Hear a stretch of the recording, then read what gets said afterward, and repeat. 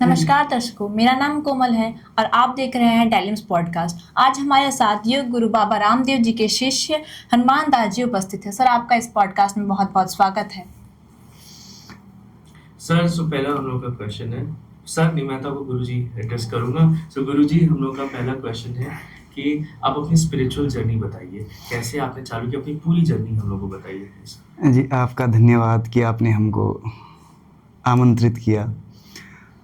चूँकि जैसा आज का वातावरण है, जिसको हम मॉडर्नाइजेशन कह रहे हैं आजकल, आधुनिकीकरण, तो इस समय में हम उन पुरानी चीज़ों को खोज रहे हैं। और क्यों खोज रहे हैं ये हम सबको पता है।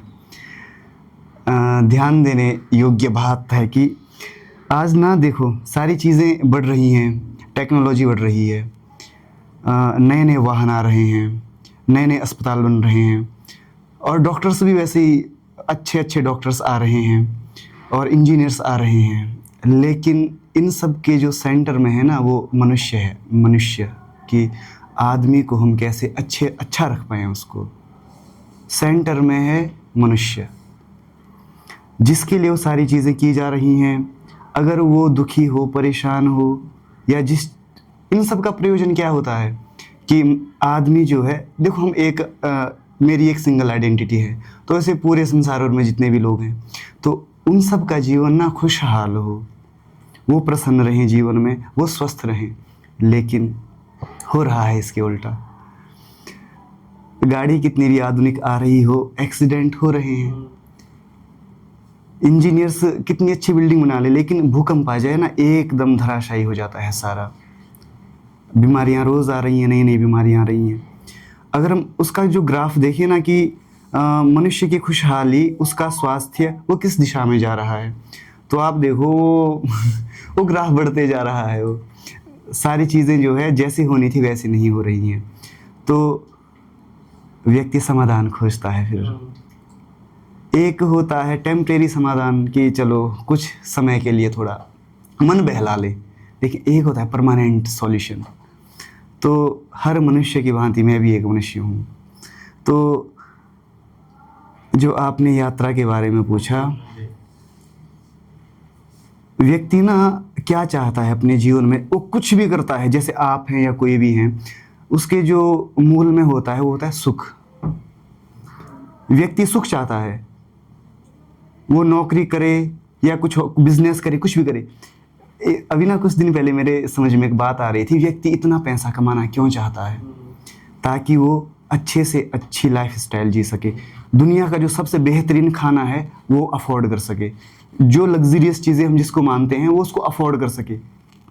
और कुछ नहीं है उसमें, बस ये है अच्छे से अच्छा खाना, अच्छे से अच्छा भोग। हम अगर हम शुद्ध हिंदी में कहें, अच्छे से अच्छा भोग वो प्राप्त कर सके अपने सुख के लिए। लेकिन वो फिर तब भी वो सुखी नहीं रह पाता है। तो परमात्मा की कृपा है कि जैसे ना अपने सनातन परंपरा में कुछ मूल तत्व हैं हमारे, हम पुनर्जन्म को मानते हैं, हम संस्कारों को मानते हैं। तो कुछ ऐसी ही कृपा रही परमात्मा की, बचपन से ही हमको सत्संग में जाने का सौभाग्य मिला, तो हम सत्संग में जाते थे। और दिनचर्या वो बिल्कुल सामान्य थी, जैसी होती है, जैसे एक सामान्य बच्चा होता है वैसे ही। खैर, पढ़ने में हम भी थोड़े से होशियार थे, हम अपनी क्लास में फर्स्ट ही आते थे। तो सत्संग में जाने से ना थोड़ा सा हमको ये बोध होने लग गया कि जो चीज़ें हमको कही जा रही है, बताई जा रही है, दिखाई जा रही है, जीवन उससे कहीं आगे है। अभी देखो, विद्यार्थी स्कूल आते हैं तो ना उनके दिमाग में सारी चीज़ें, एक तो हमारा समाज इतना दूषित हो चुका है, एक सही दिशा या सही विचार या जीवन में जो ऊंची शिक्षाएं होती हैं, जो कुछ महान शिक्षाएं होती हैं। और महानता का मतलब यहाँ से ऐसा नहीं है कि कहीं पे किसी अखबार में या कहीं पे हमको याद किया जाए, कहीं पे हमारा सम्मान हो। महानता का मतलब है कि बस हमको अपने आप से एक ऊंचा जीवन जीना है, ऐसा जीवन जो सबके लिए आदर्श हो, ऐसा जीवन जिसको हम ना कहीं पे हम बिल्कुल धड़ल्ले से निडर होकर कहीं पे हम बोल सकें हाँ हम ऐसा जी रहे हैं, ऐसा कर रहे हैं। अभी हमसे कुछ बच्चे पूछते हैं कि आचार्य जी सही और गलत को हम कैसे परिभाषित करें। उसका सीधा सा फंडा है, कहीं पे मैं माइक में ना मैं अपनी सारी चीज़ें बता सकूं कि मैं ये करता हूँ हम जो चीज़ें अपनी बता सकते हैं कि मैं ये करता हूँ, मैं ये करता हूँ। जैसे हम सुबह 3 बजे उठते हैं, हम बड़े गर्व से कहते हैं। खैर ये कोई गर्व की बात नहीं होती है कि मैं सुबह 3 बजे उठता हूँ, मैं योग करता हूँ। तो अच्छी चीज़ें ऐसे आप उनको देख सकते हैं, और बुरी चीज़ें जिनको करने में हमको ना, बोलने में भी हमको डर लगे, संकोच हो, लज्जा आए, वो सारी गलत चीज़ें हैं। और ये जो मशीन ही एक हमारा शरीर, इसके अंदर परमात्मा ने ऐसे सॉफ्टवेयर डाल रखे हैं कि हर व्यक्ति को पता होता है क्या सही है क्या गलत है। कोई भी बच्चा अगर चोरी करे ना तो उसको बड़ा कांपता है जब तक उसको ये ऐसा ना हो जाए हाँ अब कोई किसी को कोई पता नहीं चलेगा, तब तक वो फिर बड़ा डरा रहता है। हर चीज़ की ऐसी ही बात है।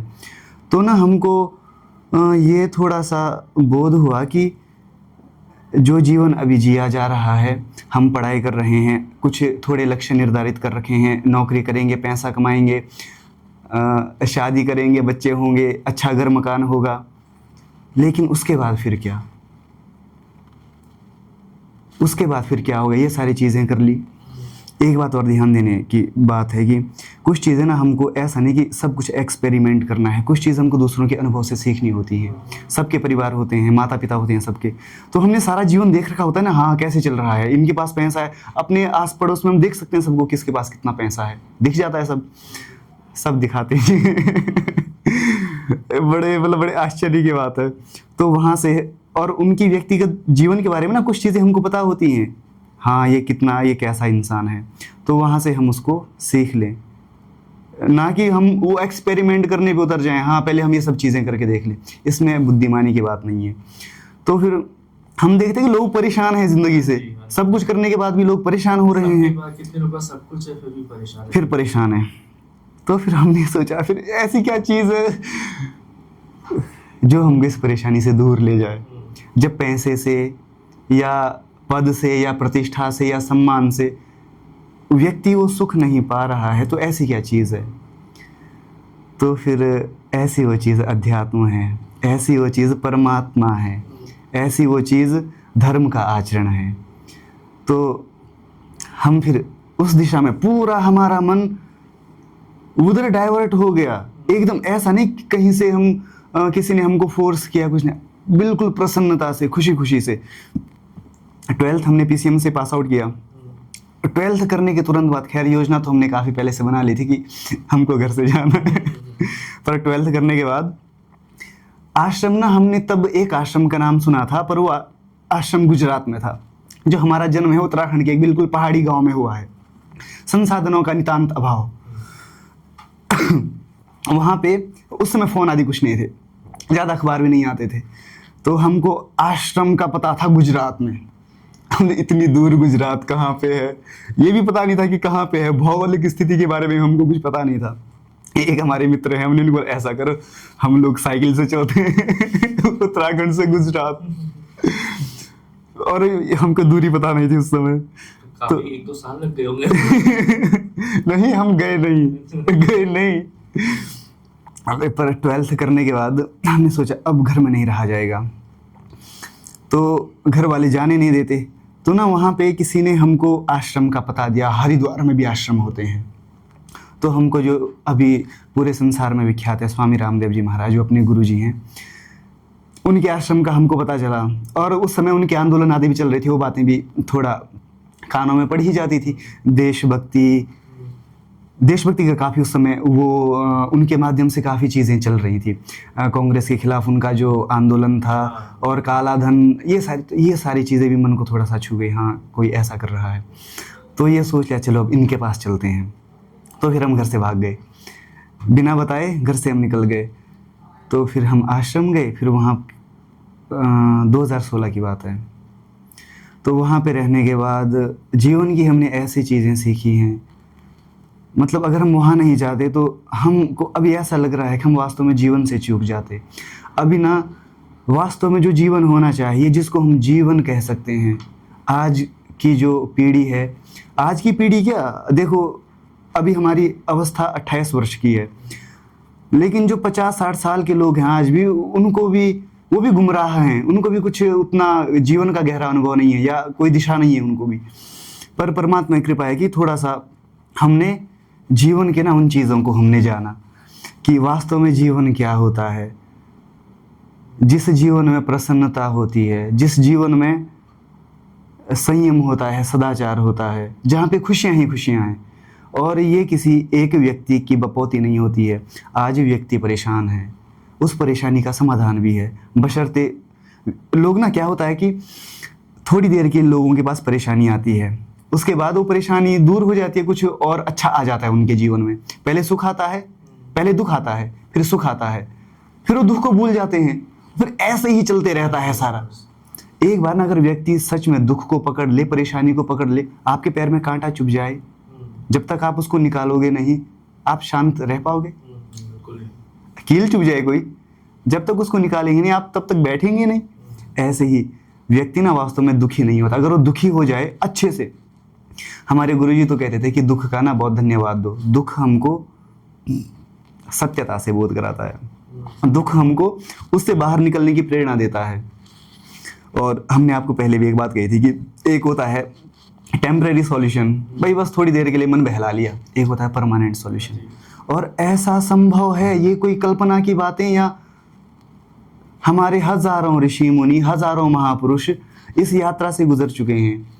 और ये किसी, आजकल ना एक गलती क्या हो रही है हमारे समाज से कि हम अध्यात्म को और संसार को अलग अलग कर दे रहे हैं। हम क्या सोचते हैं, ये अध्यात्म का काम साधुओं का है या एक विशेष अवस्था के बाद है, जब बुढ़ापा आ जाता है बस उसके बाद परमात्मा का नाम लो और भजन करो, जबकि ऐसा नहीं है।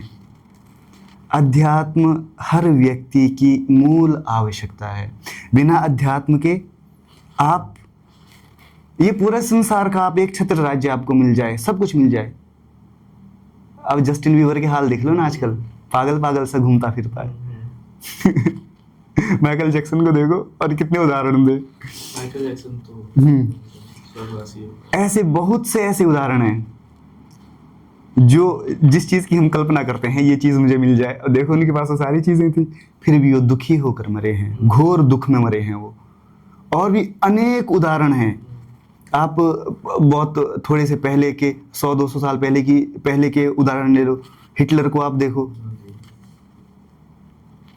तो जीवन का जो समाधान है ना, वो अध्यात्म में है। ये बात हमको अच्छे से समझ में आ चुकी थी।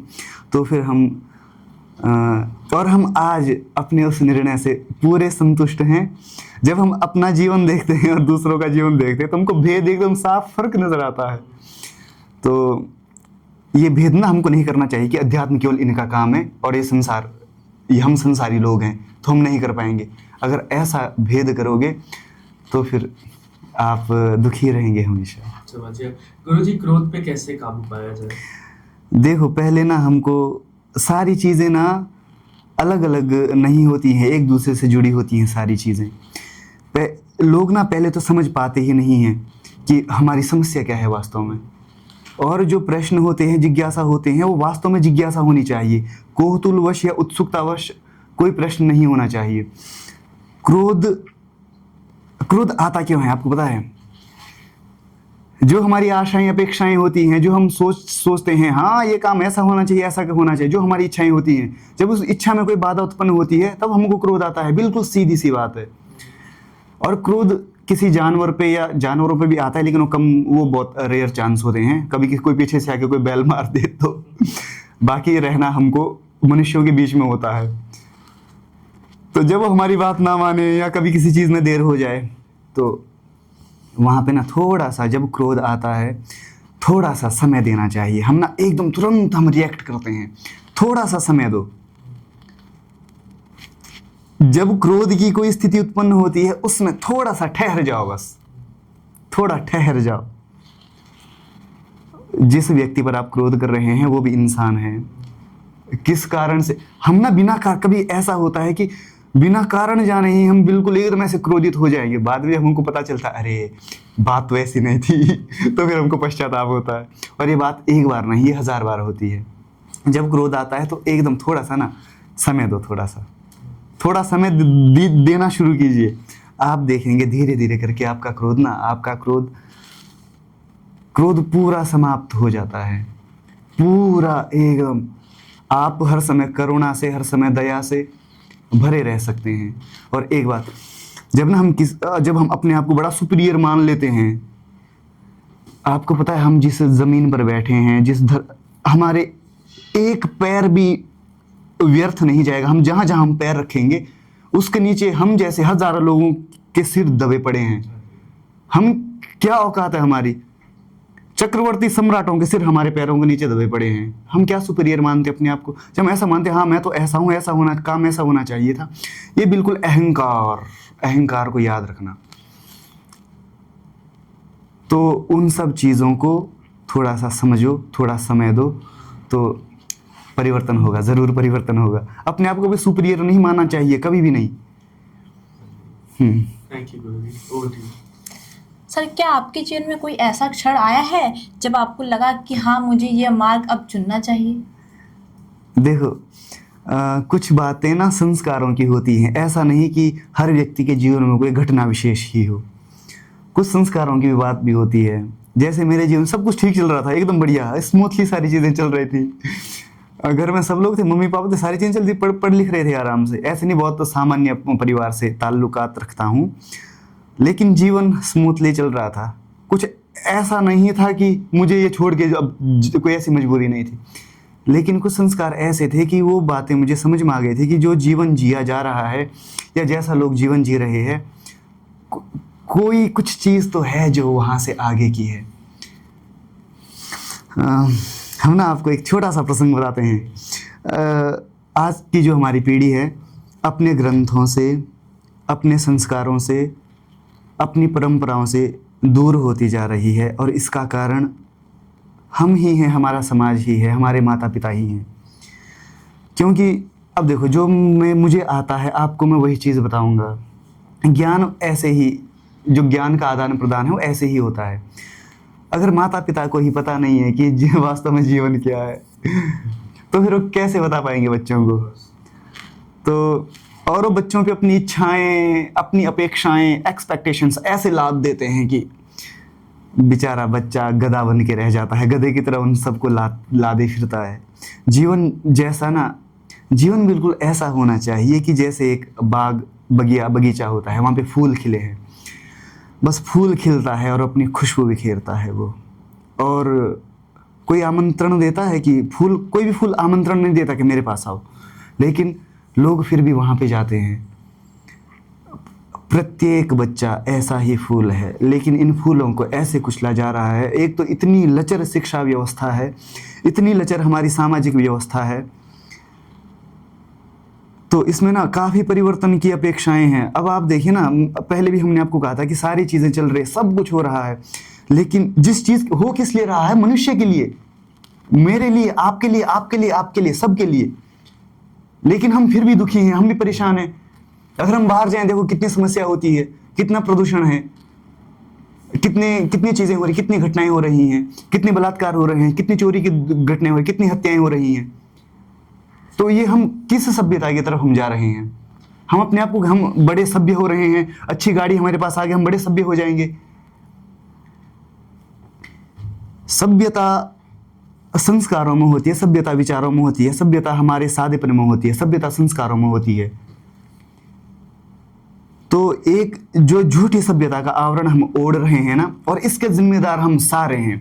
जब हमको इसका बोध होगा कि ये वास्तव में चीज़ें क्यों हो रही हैं, और अगर हम इसके परिवर्तन की हम बात करें, तो परिवर्तन की जिम्मेदारी आज की पीढ़ी पर है ये, पर उसका बोधना उनको नहीं कराया जा रहा है। विचारों के पीठ पर बस्ता है, उसमें किताबों का बोझ है।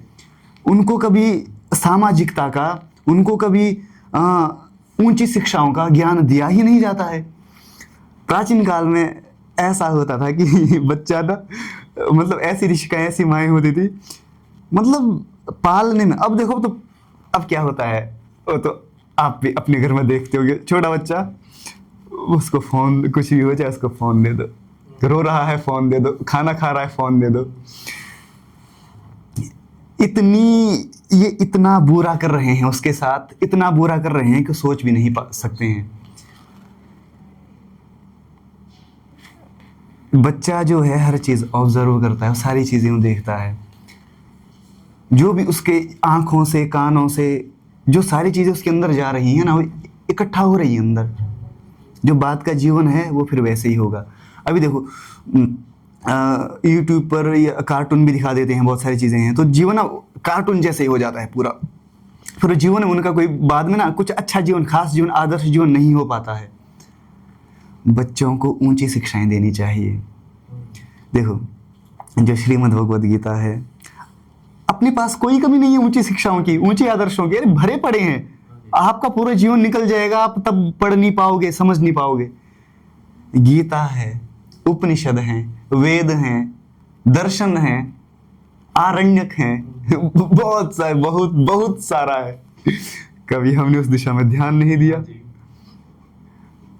देखो हमको ना अपने वेदों का पता है, ना शास्त्रों का पता है, ना गीता का पता है, बस थोड़ा जहां से हमने आजकल एक और क्या बात चली कुछ ऐसे मूर्ख लोग हैं इंस्टाग्राम पर रील बना देते हैं कि गीता में ये लिखा है, गीता में ये लिखा है, बस व्यूज के चक्कर में, जबकि वैसा कुछ भी नहीं लिखा है। उन मूर्खों ने कभी गीता उठा के नहीं देखी है।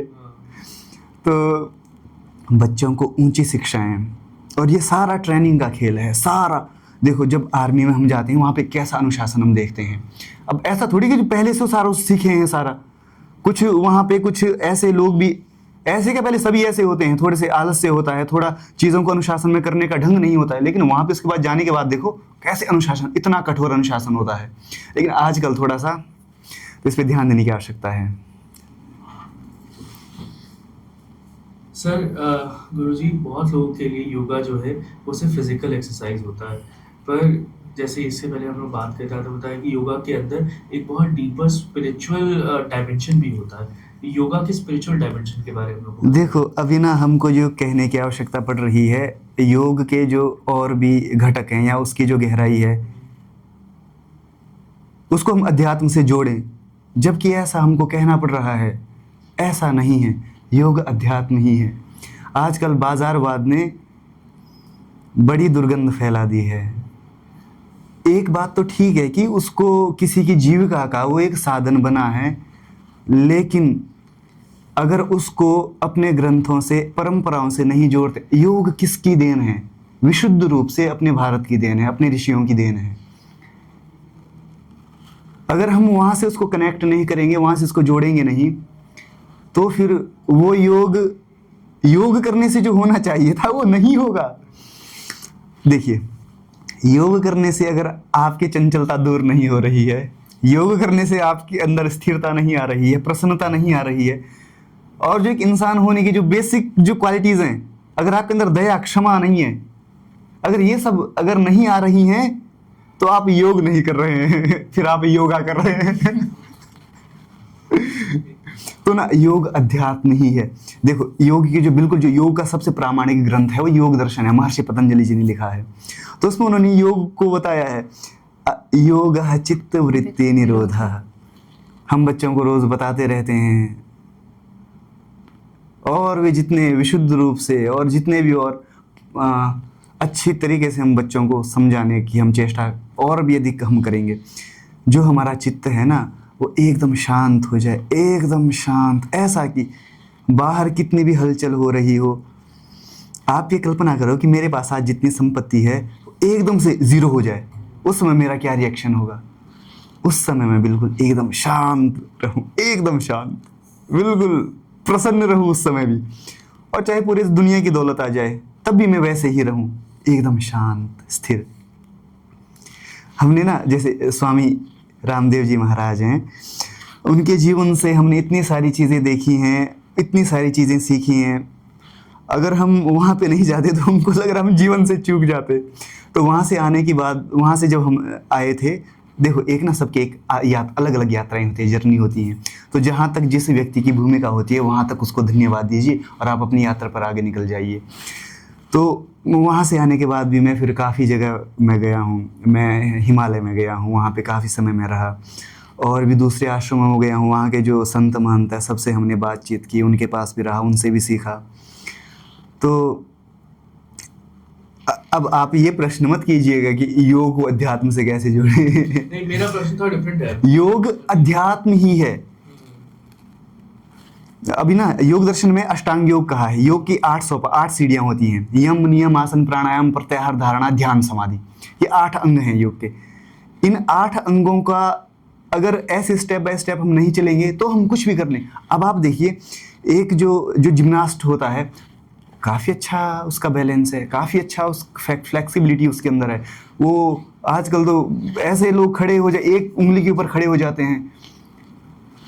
और सर्कस वाले देखिए ना, वो जो रस्सी बांध के चलते हैं, कितना अच्छा बैलेंस है उनका, वो काफ़ी करतब दिखाते हैं। अगर हम बिना यम नियम के, बिना अपनी संस्कृति के संस्कारों के अगर हम ऐसा शुरू करते हैं तो योग केवल सर्कस बन के रह जाएगा, जो बना दिया आजकल। योग सर्कस नहीं है, योग कोई व्यायाम नहीं है, योग कोई जादू टोना नहीं है, योग अध्यात्म है। यम नियम, अहिंसा, सत्य, अस्तेय, ब्रह्मचर्य, अपरिग्रह, शौच, संतोष, तप, स्वाध्याय, ईश्वर प्रणिधान, ये योग का बेस है। बिना इसके ऊपर ठहरे हम योग नहीं कर सकते हैं। गुरुजी, आपने बताया आप हिमालय पे गए थे, तो बताइए, लोग कहते हैं वहाँ पे हिमालय में बहुत सारे ऋषि मुनि जो 200-300 साल से ध्यान लगाए हुए वहाँ पे मेडिटेशन कर रहे हैं, क्या आपने किसी को देखा? देखिए, अब ना कुछ बातें ऐसी होती हैं कि हमने लोगों से सुनी होती हैं, सुनी सुनाई बातें।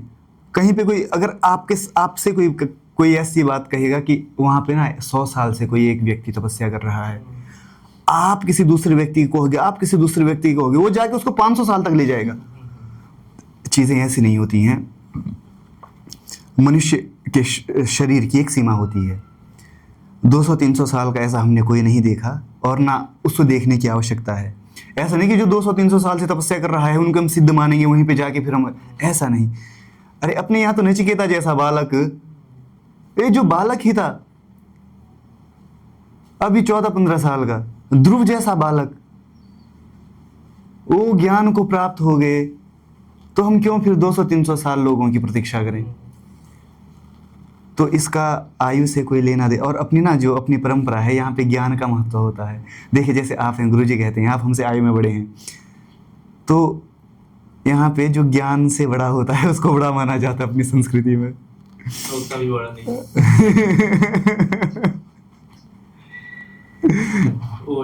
स्वामी जी, क्या आध्यात्म का मतलब धर्म होता है, और युवा को आध्यात्म कैसे प्राप्त हो सकता है? देखिए, जो आपका प्रश्न है कि आज का जो युवा है उसके अंदर अध्यात्म के प्रति कैसी रुचि जगे, और आज का जो एक वातावरण माहौल फैल रहा है, हम जिसको धर्म के नाम से कह रहे हैं, तो देखो कुछ चीज़ें ना बड़े टेक्निकल वर्ड्स होते हैं अलग अलग सब्जेक्ट के। तो अध्यात्म के भी कुछ ऐसे ही शब्द, जैसे अध्यात्म खुद ही में एक ऐसा शब्द है जिसको सही तरीके से लोग नहीं जानते हैं, अध्यात्म क्या है, धर्म क्या है। खैर, समय के अनुसार भी ना कुछ चीज़ें वैसी करनी पड़ती हैं, समय के अनुसार कुछ परिवर्तन करना पड़ता है। जैसे आज हम अपने आप को हिंदू कहते हैं, तो धर्म का फिर सीधा कनेक्शन इनसे जोड़ दिया जाता है, हिंदू से, मुस्लिम से, ऐसा वैसा। ऐसा नहीं है। मनुस्मृति में ना धर्म के 10 लक्षण बताए हैं मनु महाराज जी ने। धृति, क्षमा, दमोस्तयम, शौचम, इंद्रिय निग्रह, धीर, विद्या, सत्यम, अक्रोधो, दशकम धर्म लक्षणम। धैर्य पहला लक्षण बताया धर्म का। कोई अपने आप कहता है मैं बड़ा धार्मिक हूँ, मैं रोज़ मंदिर जाता हूँ, मैं रोज़ ऐसा वैसा करता हूँ, ये भी ना हमारे समाज में ये भी एक गलत परंपरा तो नहीं, लेकिन लोग थोड़े जागरूक नहीं हैं इस बारे में। लोग मंदिर जाके पूजा पाठ करके अगरबत्ती धूप बत्ती दिखा करके घंटे बजा कर इतिश्री कर लेते हैं, हाँ हम धार्मिक हो गए हैं, वापस घर में आके चिकन खाएंगे, दारू पिएंगे, ये अलाना फलाना। तो ये एकदम से अपने साथ छल करने जैसा है। ये व्यक्ति का आचरण, व्यक्ति का आहार, वो सारा ना एकदम शुद्ध होना चाहिए, और जबकि पता होता है कि ये गलत है उसके बावजूद भी नहीं करते हैं। देखो, हम जो मंदिर जाते हैं ना, जो भी मंदिर जाते हैं सारे, तो उनसे हमारा एक निवेदन है, इस बात को ध्यान में रखना कि मंदिर जाने का प्रयोजन क्या होता है। एक तो जो वहाँ का वातावरण होता है, वहाँ की जो एनर्जी होती है ना, उससे भी हमको काफ़ी मदद मिली, क्योंकि बहुत सारे श्रद्धालु लोग वहाँ पे आते हैं, उनकी एक कलेक्टिव वहाँ पे एनर्जी हो जाती है, फिर हम भी ना थोड़ा सा हमको मदद मिलती है थोड़ा अपने आप को झुकाने के लिए। और दूसरा, जो वहाँ पे हमारे देवी देवता हैं, रोज़ हम उनको देखते हैं, तो उनको देखने से ना हमारे भीतर एक प्रेरणा आनी चाहिए कि हमको ऐसे होना है। अब हम जाते हैं बजरंगबली के पास जाते हैं हम रोज़, और टांगे हमारी ऐसी सूखी हुई हो या शरीर ऐसा फैला हुआ हो। बजरंगबली हनुमान जी महाराज बल के देवता हैं, तो वहाँ पे जाकर हमको ये प्रेरणा लेनी है कि इन जैसे ना हमारा चरित्र होना चाहिए। जो मूल रूप से मंदिर जाने का प्रयोजन है वो ये है कि जैसे वो थे ना वैसे हमको होना है। और जैसे धर्म और अध्यात्म से तो खैर जुड़ना पड़ेगा ही, क्योंकि बिना इससे जुड़े व्यक्ति ना फिर वैसे ही सब कुछ होते हुए, सब कुछ करते हुए भी परेशान ही रहेगा जीवन भर। तो परेशानी से, दुख से, तनाव से आजकल कितने ऐसे शब्द आ गए हैं आजकल, डिप्रेशन, एंजाइटी। अब छोटे छोटे बच्चे अभी पढ़ रहे हैं, आचार्य जी डिप्रेशन से कैसे छूटे भाई, क्या पूरे देश का जैसे कि भार उनके कंधों पर हो। ये ना कुछ आजकल जो सोशल मीडिया और फिल्म, इनसे ये वहाँ से ये शब्द वो सुन रखे हैं, फिर वो वैसे फिर उनके अंदर प्रतिक्रियाएं होती हैं। तो हमको बच्चों को एक सही वातावरण, ये सबका कर्तव्य है। स्कूल का, जैसे आप स्कूल चलाते हैं तो अच्छा है कि कोई सीमा नहीं होती, हम कितना अच्छा कर सकते हैं। अपने यहाँ से ब्यूरोक्रेट्स निकलें अच्छे, IAS IPS निकलें, नेता निकलें, अच्छे इंसान निकले, और ये निकल सकते हैं। इसके लिए एक ऐसा संकल्प, एक ऐसा जिद, एक ऐसा वातावरण चाणक्य बनना पड़ेगा। और ऐसा संभव है, 100% संभव है। बच्चों को वैसे संस्कार देने पड़ेंगे, रोज उनको बोलना पड़ेगा, एक अनुशासन में रखना पड़ेगा।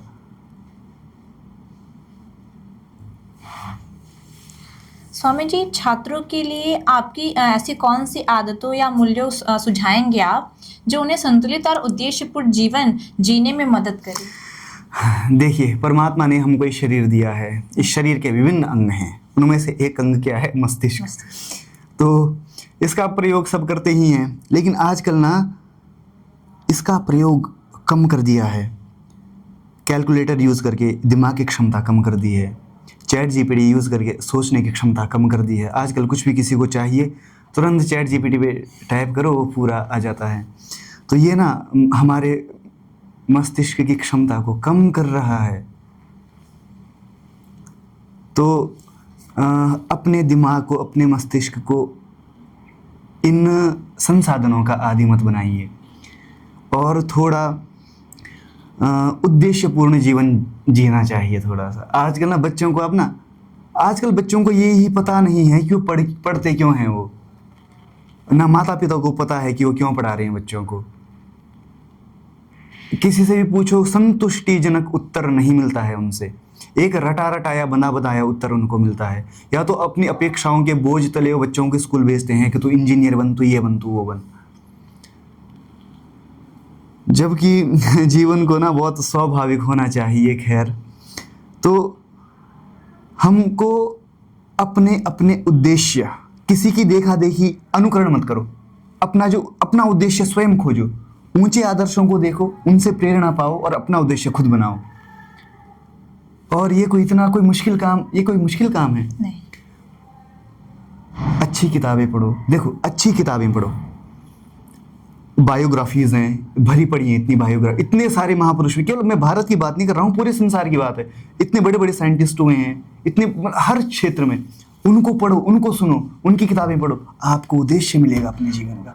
अभी आप लोग भी क्या करते हैं? बस स्कूल की जो टेक्स्ट बुक है वो पढ़ते हैं, बस, बाकी कुछ नहीं। अखबार पढ़ा करो, नॉवेल्स पढ़ा करो, वो मैगजीन्स पढ़ा करो।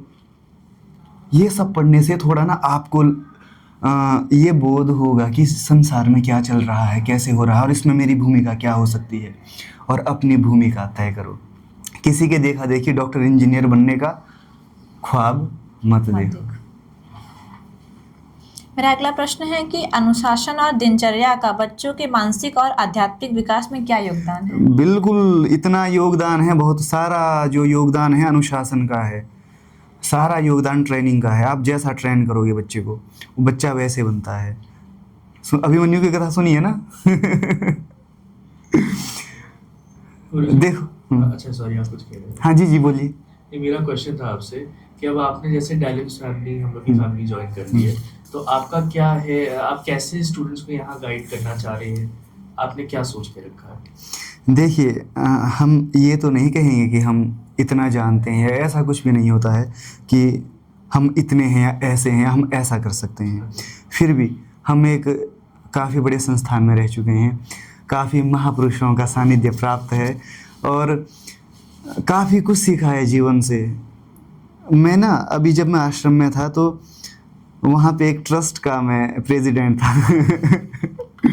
मैंने अपने अकाउंट में करोड़ करोड़ रुपए आते जाते देखे हैं। मैं वहाँ पे सैलरी हमारे सिग्नेचर से जाती थी वहाँ पे, तो हमारा उठना बैठना मिलना जुलना होता था सबसे, और हम बच्चों के बीच में भी रहे हैं, हमने गुरुकुल भी देखा है। तो कुछ चीज़ें हम बड़े विश्वास से कह सकते हैं कि अगर ना हम बच्चों को ऐसा करेंगे ना, बच्चे इतने पराक्रमी, बच्चे इतने मेधावी, बच्चे इतनी ऊंची शिक्षाएं पाएंगे कि जिसकी कोई सीमा नहीं है। तो हम वो अपना पूरा प्रयास करेंगे जो चीज़ हमने सीखी है। अब देखिए ना, हम आज एक बात सोचते हैं कि जो अंडरस्टैंडिंग हमारी अभी है, अगर वो जब मैं विद्यार्थी था, जब मैं 11वीं या 12वीं कक्षा में था, ये तब भी हो सकती थी। ये तब ऐसे हो सकती थी कि कोई मुझे समझाने वाला, कोई मुझे बताने वाला होता, कोई मेरा हाथ पकड़ने वाला होता। तो हम बच्चों को सारी चीज़ें देने का हम प्रयास करेंगे। सर, आप योग और अध्यात्म को स्कूल के रोजमर्रा के जीवन में कैसे शामिल करना चाहेंगे ताकि बच्चों को ये सहज लगे? देखो, आजकल ना बच्चों को हम बच्चों को जितनी चीज़ बताएंगे उनको उतनी चीज़ें पता होती हैं। अगर उनके सामने हम धर्म की आध्यात्मिक बातें रोज़ रोज़ थोड़ा थोड़ा करने लगेंगे ना, तो धीरे धीरे उनका रुझान उस तरफ हो जाएगा। और हम बार बार घर में जब बच्चा बार बार जो चीज़ें देखता है, हाँ, वैसे ही उसका माइंड सेट हो जाता है। तो बार बार जब बच्चों के सामने आप चीज़ें बोलते जाओ, उनको ऊंची शिक्षाएं देते जाओ, ऊंची से ऊंची शिक्षाएं दो। कितनी ऊंची शिक्षा! अपने पास गीता है, उपनिषद है, अपने पास वेद हैं। वेद का एक मंत्र है, अग्निरश्मि जन्मना जात वेद घृतम में चक्षुर अमृतम में आसन अर्कस्त्री धातु रसो विमान अजस्रो घर्मो हविरश्मि नाम। उसमें बोलते हैं कि मैं अग्नि हूँ, मैं अग्नि के जैसे हूँ, मैं सूर्य के जैसे हूँ। अश्मा भवतो नस्तनु हूँ, हमारे शरीर वज्र के जैसे होने चाहिए। बलम उपासव, हमको बल की उपासना करनी चाहिए।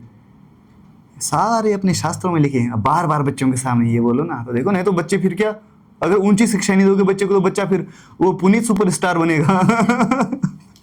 उनको ही देखते हैं यूट्यूबर्स को, जो इंस्टाग्राम इन्फ्लुएंसर है, मूर्ख कहीं के। तो समझ गए ना आप? ठीक है। और स्वामी जी, आप एक किताब जिसने आपके जीवन को बदल दिया? देखो, मैं किसी एक किताब के बारे में नहीं कहूँगा। हमको जो सबसे प्रिय हैं अपने जीवन में ना, वो है उपनिषद और श्रीमद् भगवद गीता। उपनिषद का ना एक वचन है, ईशावास्यम इदम सर्वम यत् किंचित् जगत्याम जगत् तेन त्यक्तेन भुंजिता हमागृतः कस्य सिद्धनम। उसमें लिख क्रू नेह कर्माणि जिजे विशेषतम समाह एवं तो नान्य थे तो न कर्म लिप्यते नरे। हमको 100 साल तक कर्म करते हुए जीना है। उपनिषद में लिखा है ऐसे। अध्यात्म को और संसार को अलग अलग मत करो। उसमें ये लिखा है कि कर्म करो, कर्मण्येवाधिकारस्ते लिखा है उसमें। ये कहां बता रहा है कि आप लोग संसार छोड़ के वैरागी बन जाओ?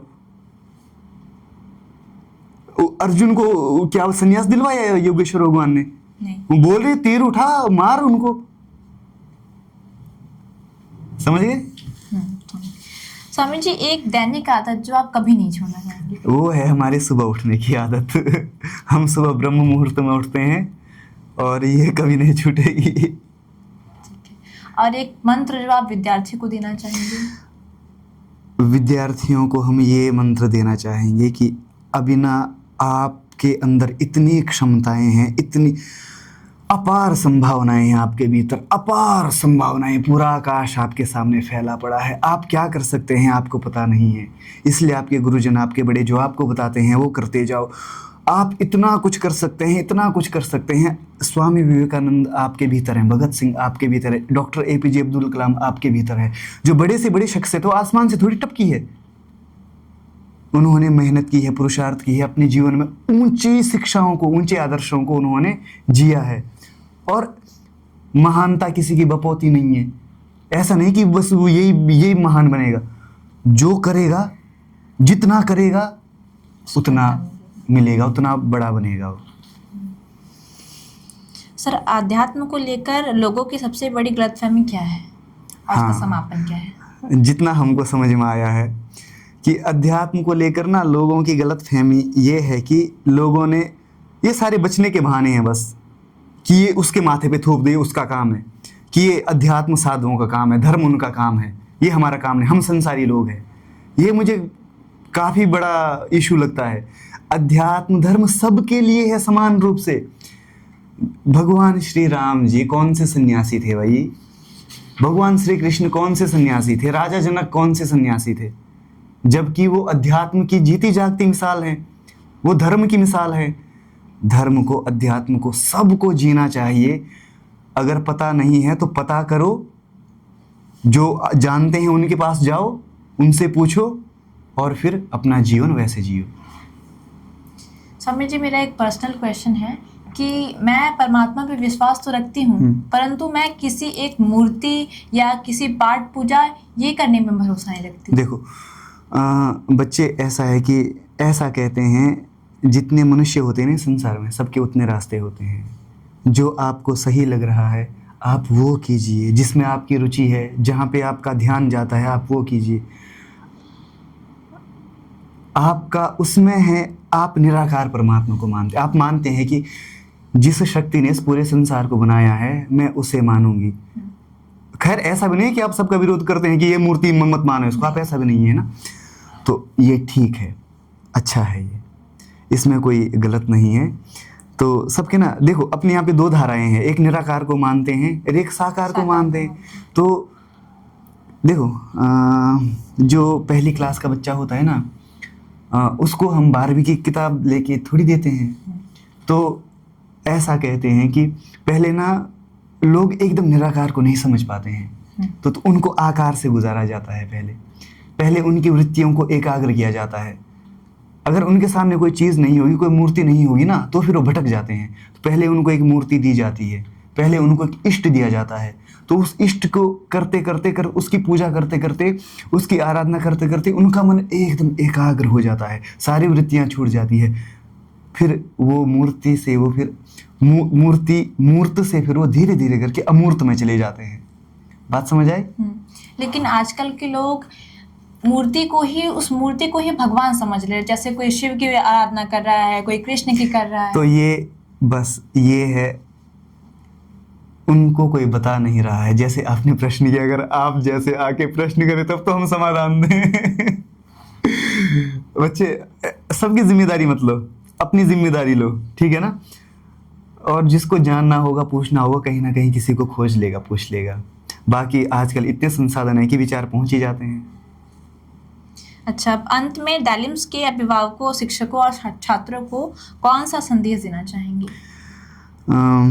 देखिए, पहले गुरुकुल होते थे अपने यहाँ पे, तो गुरुकुल भी ऐसे ही होते थे, पर आज थोड़ा स्वरूप बदल गया है।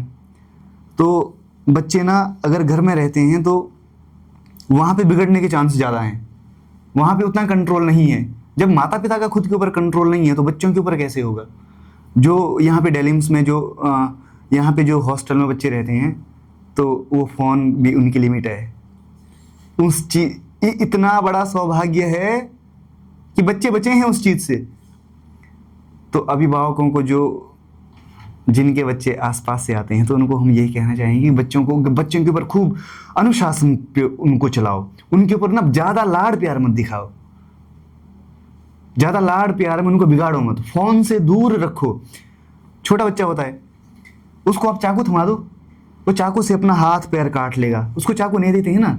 ऐसे ही जब तक इतना विवेक नहीं हो जाता है कि हम उसको यूज़ कर पाएँ, तब तक उसका उपयोग करना बड़ा घातक होता है।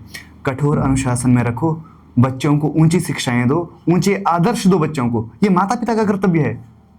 अपना जीवन जैसे गुजार चुके वैसे गुजार चुके हैं, लेकिन अपने बच्चों को ऊंची शिक्षाएं दो। अरे अपने पास ढेर सारी चीज़ें भरी पड़ी हैं, उनको गीता पढ़वाओ, उनको उपनिषद पढ़वाओ, उनको अच्छी अच्छी किताबें लेके दो, वो पढ़वाओ उनको। ये माता पिता का कर्तव्य है कि अपने बच्चे को जितनी ऊंची से ऊंची शिक्षा दे सकते हैं, और इतना भी हमको प्रयास करना चाहिए कि हम अगर खुद वैसे हो जाएं तो बच्चे तो वैसे हो ही जाएंगे। Thank you Guruji, thank you, आपने अपना समय दिया हम लोग को। धन्यवाद आपका भी।